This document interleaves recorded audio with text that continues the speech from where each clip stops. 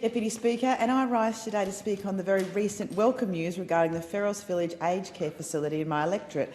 After nearly a year, the residents now have been given certainty on the future of their much-loved home. Now, of course, Feros Village has its namesake from the late George Feros, who was a well-known resident of the Byron Bay community. George, for many years, walked the streets with a wooden box and a bell, collecting money for his vision of aged care services in the Byron region. He raised more than $180,000 over a period of 20 years for what would later become Feros Care.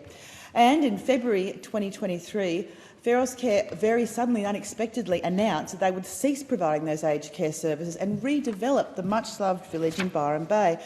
The whole community were distressed, residents and their families understandably so disappointed, and they're facing months of uncertainty as to their future. And of course, when the news broke, I, like everyone in the community, was equally disappointed and distressed with that decision and the absolute stress it placed on the residents.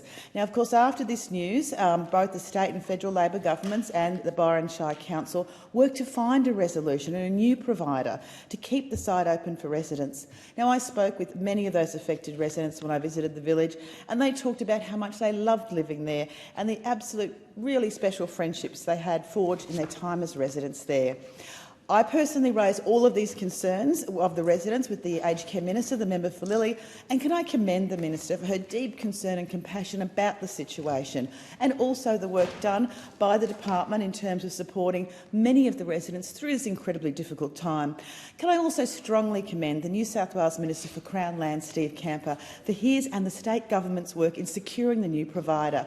Minister Camper worked tirelessly, and in response to the feedback from residents of the community, he ensured Crown Lands conducted an expression of interest process to attract an operator, a new operator, for the Feros Village facility with a long-term lease arrangement. And thanks to this incredible work, just last month, St Andrews Village Ballina took official management of the Byron Bay facility. And I want to thank and acknowledge all those community members who stood up and stood with the residents. And with St Andrews taking over the operation, the site is now secure and the future of those residents is secure.